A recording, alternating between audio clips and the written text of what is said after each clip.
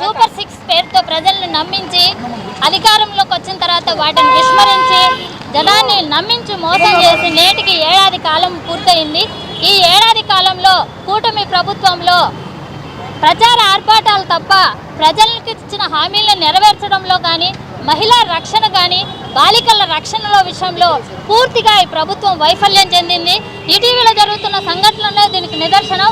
అనంతపురం జిల్లాలో జరిగిన సంఘటన కానివ్వండి, సత్యసాయి జిల్లాలో జరిగిన సంఘటన, అలాగే విశాఖ భీమిలి రోడ్లో జరిగిన సంఘటన, పిఠాపురంలో కానీ, కడపలో కానీ, తిరుపతిలో కానీ ముఖ్యంగా బాలికల పైన ఇటీవల కాలంలో అనేక అఘాయిత్యాలు జరుగుతున్నాయి. ఒక తల్లిగా చాలా బాధపడుతున్నాను. నిజంగా బిడ్డను బయటికి పంపించాలంటే వాళ్ళు తిరిగి మన ఇంటికి వచ్చే వరకు ఆ తల్లి ఆవేదన ఏ విధంగా ఉంటుందో నేను అనంతపురం సత్యసాయి జిల్లాలో జరిగిన సంఘటన నిజంగా మహిళల లోకమే కాదు యావత్ పురుష లోకం కూడా అసహించుకునే విధంగా ఆ సంఘటనలు ఉన్నాయి. ఒక ఇంటర్మీడియట్ చదివిన విద్యార్థి మిస్ అయిందని ఆ తల్లిదండ్రులు కేసు పెడితే 6 రోజుల తర్వాత కూడా విచారణ జరపలేదు.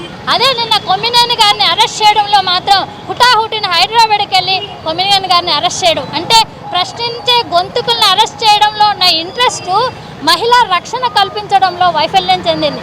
అదేవిధంగా నిన్న ఇంకొక పాపను చూసాం.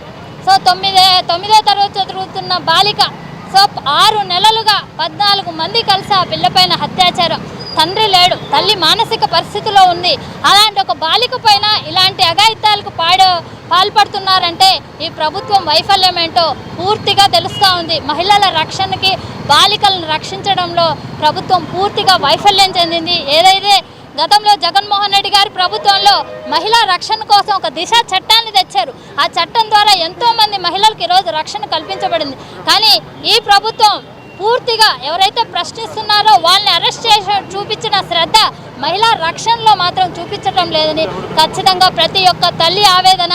ప్రతి ఒక్క ఇంట్లో కూడా చెల్లో, అక్కో, భార్యో, బిడ్డలో ఉంటారు మహిళలు. వాళ్ళందరూ బయటకు వెళ్ళాలంటే ఈరోజు భయపడే పరిస్థితులు ఉన్నారు.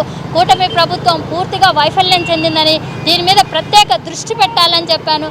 అదేవిధంగా ముక్కుపచ్చలారని బిడ్డలపైన, బాలికలపైన ఈరోజు జరుగుతున్న అఘాయిత్యాలను పూర్తిగా అరికట్టే విషయంలో హోంమంత్రి గారు దృష్టి సారించాలి. ఈరోజు జగన్మోహన్ రెడ్డి గారి మీద ప్రెస్ మీట్ పెట్టడంలో ఉన్న ఇంట్రెస్ట్ అనంతపురంలో జరిగిన సంఘటన కానివ్వండి, సత్యసాయి జిల్లాలో జరిగిన సంఘటన కానీ కనీసం ఖండించలేదు కదా. వాటిపైన పూర్తిగా చర్యలు తీసుకోమని ఒక స్టేట్మెంట్ ఇవ్వలేకపోయారు. ఒక మహిళా హోంమంత్రి, మహిళా పక్షపాత నిలబడాల్సిన వారే ఈ విధంగా స్టేట్మెంట్ ఇవ్వకుండా మిగతా విషయాలపైన శ్రద్ధ పెట్టడం చాలా బాధాకరంగా ఉంది.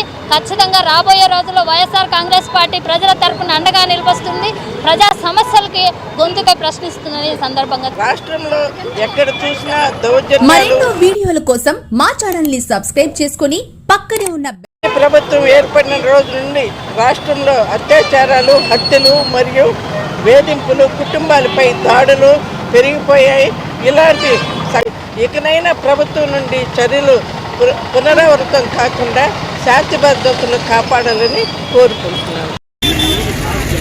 మరెన్నో వీడియోల కోసం మా ఛానల్ ని సబ్స్క్రైబ్ చేసుకుని పక్కనే ఉన్న బెల్ ఐకాన్ ని క్లిక్ చేసి యాక్టివేట్